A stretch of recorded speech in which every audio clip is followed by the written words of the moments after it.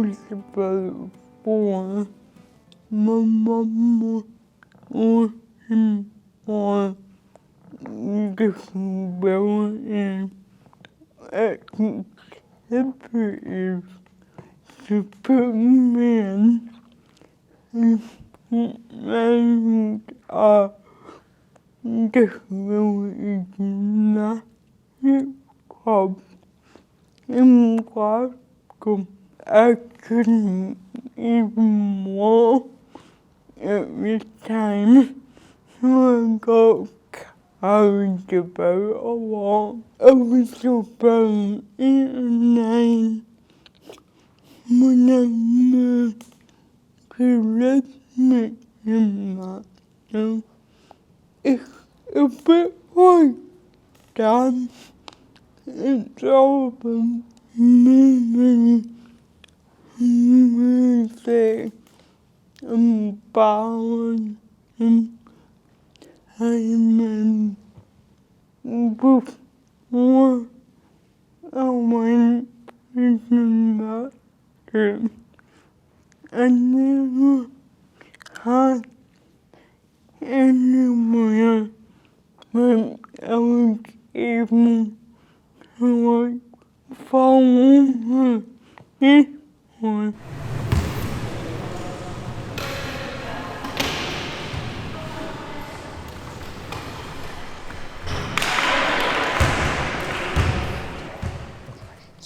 So my experience with the basketball team so far, well, I think they've been very, very welcoming. I did feel welcome. They seemed, they wanted me to be involved, they were very inclusive, and they were really lovely. But at the same time, I was a wee bit unsure of what they were thinking about me. But I tried not to overthink that too much. But it's still there. And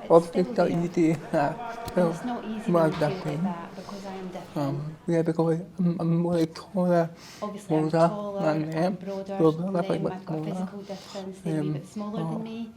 Yeah, because So, I'm trans woman. obviously I'm a trans woman.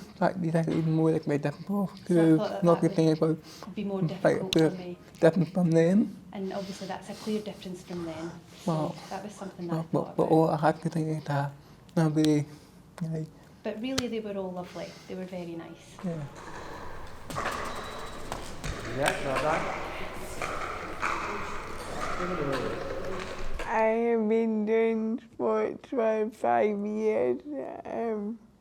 Been heavily involved with the organisations like Accessibility Sport. We're doing frame running and then moving on to boccia.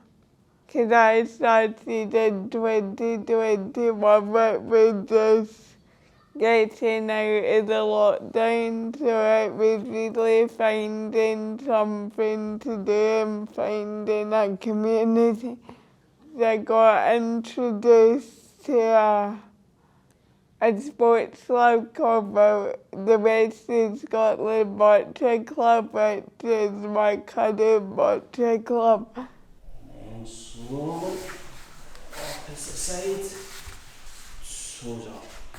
When I first started doing karate, I wasn't really looked at as having a disability, and I was forced into competing in the non-disability section.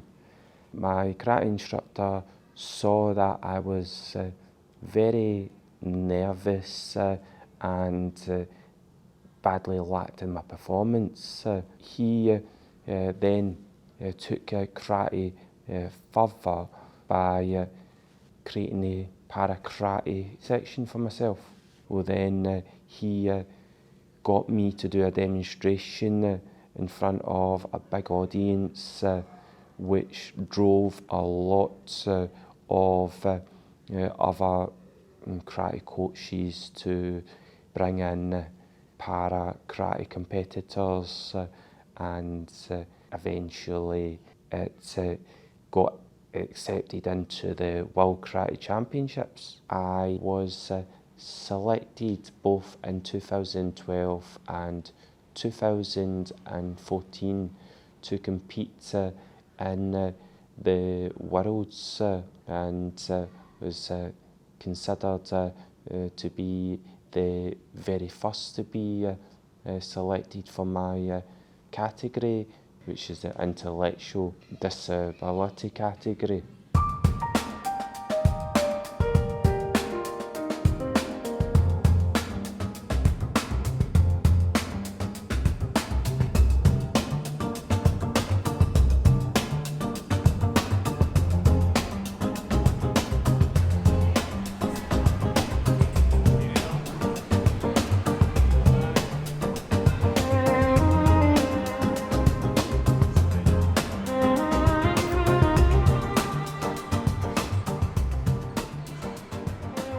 My job is to own my disability gymnastics club in Scotland. I was the only one in Richmond that had a physical disability. The other girls competed against each other. I really got on with them and they so lovely. I still feel a bit like the autonomous. I hope to think that I become female, that like I will have to do sport. I thought that when I became female, I wouldn't have to do sport. I took to think that my I way used of to think that staying that I pass as a woman. I didn't think that I would pass as a woman. Way like more the finals like way men, the In the way finals that like maybe way straight women. people would, I mean, in their it sounds categories. like- But it sounds awful, but But we are trying to be more involved with sport. I tried to be involved with sport, but Like when I'm talking about him. I think when I got involved with the basketball team, it showed me a Happy, different you know, way. and I get was involved with happy to be involved with the women's team, and they were I probably welcoming, got time I joined. you know, and something I like that. joined and I was happy, and that showed Yeah. me a different way.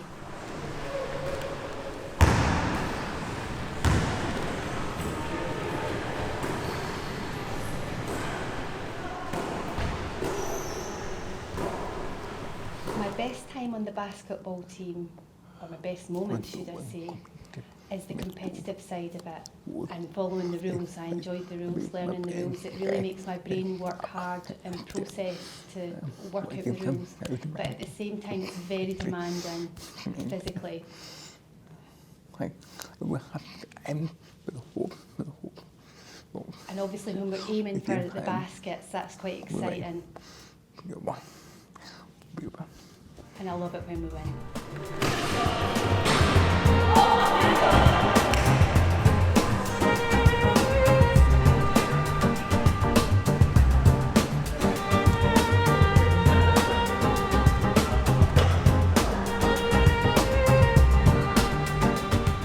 I got into gymnastics when I was 4 years old because of my limb difference, because we thought it would be good to help it strengthen up and me get used to it.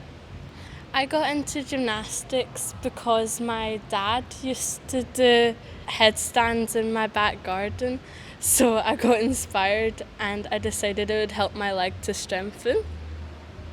I got into gymnastics when I was 5.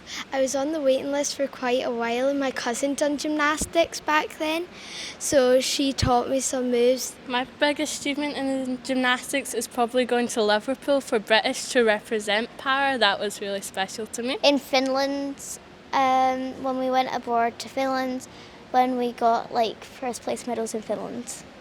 My biggest achievement is probably making it up here because I live like an hour and a half away, so like travelling up here every week is probably my biggest achievement. In gymnastics, I enjoy getting a new routine and just being around people that have differences like me. I enjoy gymnastics in like ways that I make new friends, I learn more stuff and I learn new skills. Before I'd done gymnastics, I'd done a bit of dancing which made me steer the direction of going into gymnastics. And I got in because I have a heart condition, and we had a friend who found this class and who got me into it. My disability kind of stopped me a little bit because I had a lot of anxiety for interacting with new people, but the gymnastics has helped me expand my confidence to do so. What type of men's rhythmic stuff is there? Oh, it's very weird. Yeah. There's a stick. Me and Andrew will learn the stick routine, and he's doing quite well with it. Yeah, and the ring hoops. Yes, Yeah. ring hoops as well. That's confusing. Yeah. My goal is to expand the potential for other young boys and that out there, or any LGBT whoever, to expand on rhythmic, because it's a path to grow, especially with the current things. We want more people to get interested in it. So my goal is to pave the way for future generations for rhythmic and gymnastics in general. What's the goal for? Oh, the goal. What's your goal? So the aim is to progress to another level in rhythmic and try and compete by myself. I, for one, got into gymnastics for the use of my physical presence to get stronger and, to be sociable when I was very nervous with my disability, to keep me fit and to make good friends. My biggest achievement in gymnastics was probably my 3-year to 4-year run where I'd get gold on rings in the British gymnastics. That was a great achievement for me, as it shows that even with a disability you can still, challenge over the top and, become champion. I go with the saying, like, carpe diem, seize the day.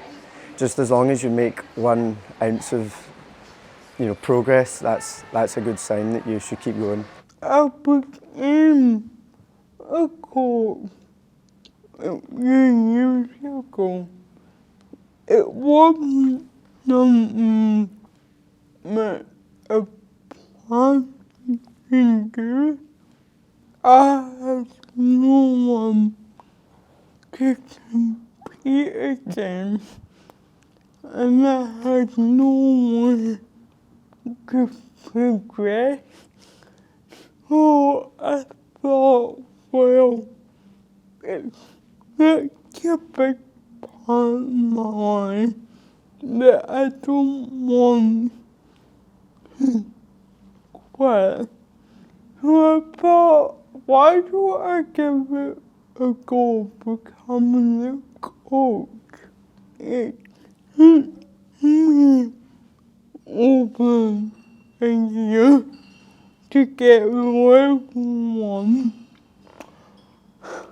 And the biggest barrier was the people expecting me. I never met anyone with cerebral palsy, and because it was online, it made it a lot harder. When I was at my club, it was really apparent that I was able to talk, but the people expecting me when I'm at my club, they were watching from Brazil. I had a lot of support from Scottish Disabilities Work because I joined the Young Start programme, and I was also involved heavily with the Active Schools Sports Leadership Academy. My most important achievement would be in 2024 because the SQA changed the curriculum, so you could do from an at-free level to advanced higher now with boccia and frame running, so I was the first person ever in Great Britain to go through that and get graded at a National 5 level. It was promoted at the start, but not a lot of schools know about it, so I'm working closely with Scottish Disabilities Watch to hopefully go around the schools and talk and hopefully promote the Nat 5 even further. I also coach in my local primary school, Cultivara, and Isabel Mayer, so Isabel Mayer's an ASN school for people with disability, so I became the boccia coach. I came across my current karate instructor, and then he has a class that has people with disabilities within it, and then I thought to offer my support and use all my past experience to help out in the disability karate class. In para karate, it's just the same as what you would do in non-para karate, except from it's more about understanding your ability to do that kata.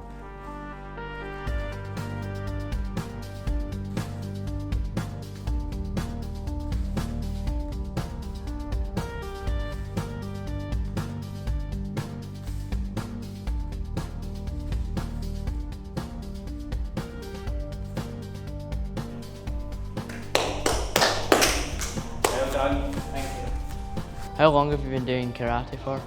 I've been doing karate for 25 years. 25 years, that's pretty good. I really feel that yourself, Harris, have really came on.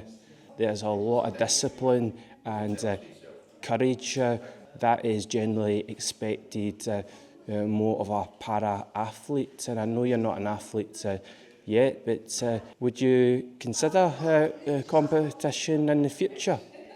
Probably, but it depends. I'm not quite sure. I'm a bit shy.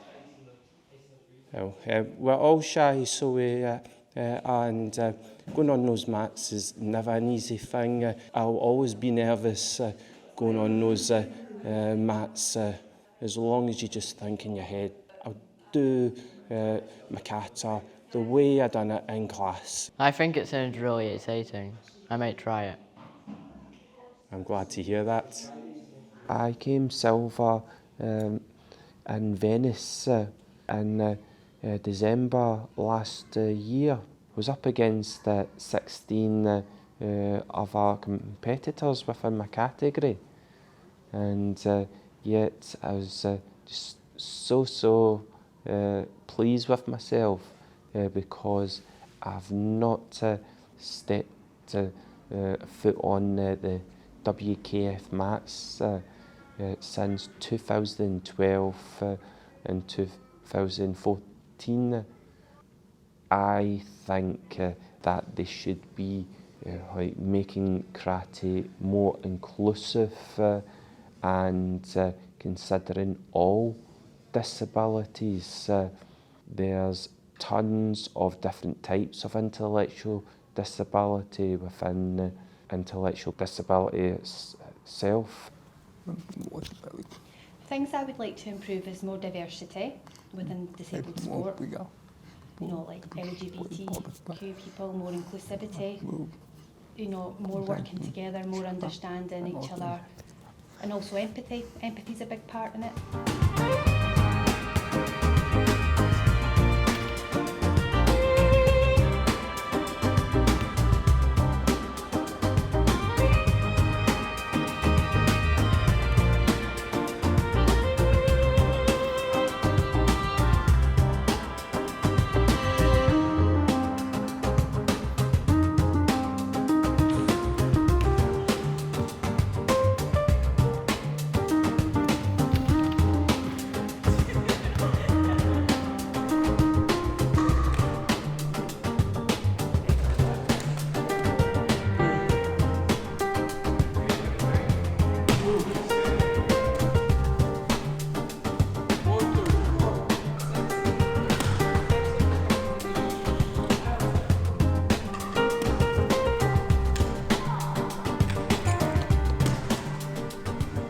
boccia. How do you get involved in boccia and why? Why is the real question. Me and my brother Stephen just wanted to go to the Paralympics, so we kind of searched some things that we could do because of our condition, muscular dystrophy. And we tried swimming, table tennis, and boccia, we hadn't even heard of.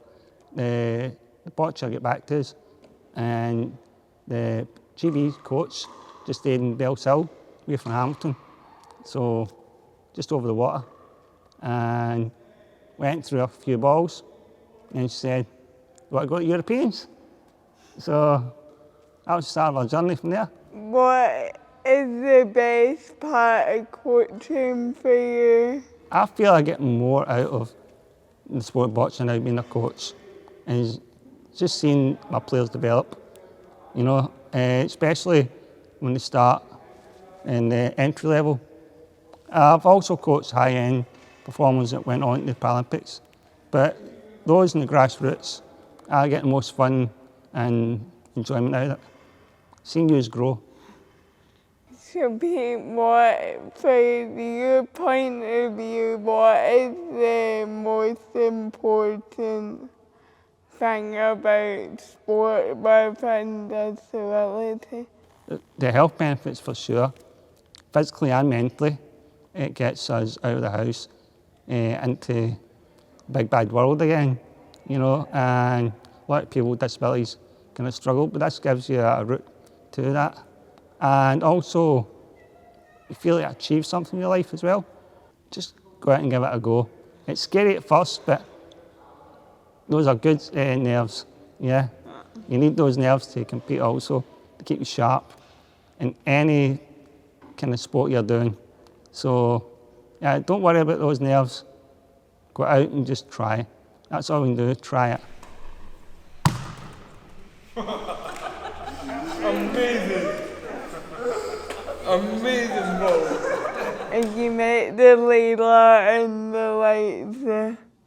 Primary school, she was not included and she got run away and called names by her peers. She wasn't that confident in putting herself out there.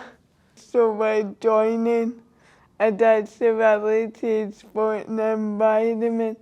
It's really helped me to see that there's people like me that I can relate to. I think para-karate has major huge benefits to people with disabilities because it can really help with their confidence.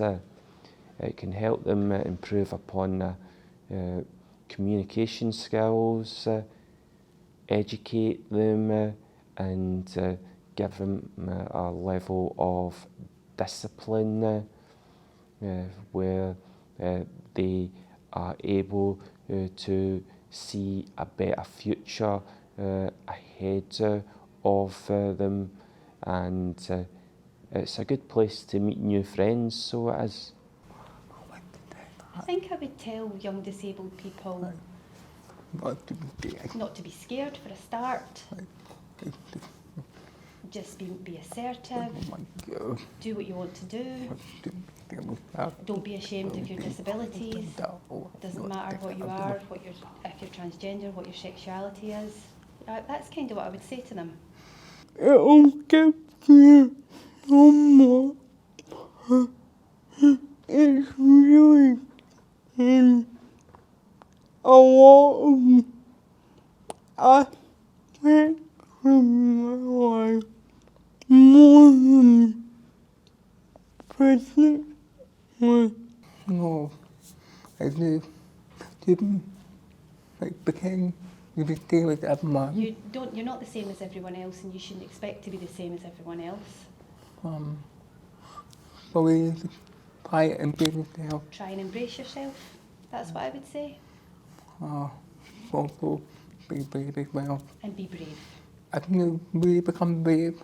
If you become brave, from a really young age, for example, time. You'll be way ahead of your time. You can go far. Get ability more it's not all about the Paralympics. It's not about like being inspiring. It's about confidence, teamwork, being able to commit to something and have something that you can focus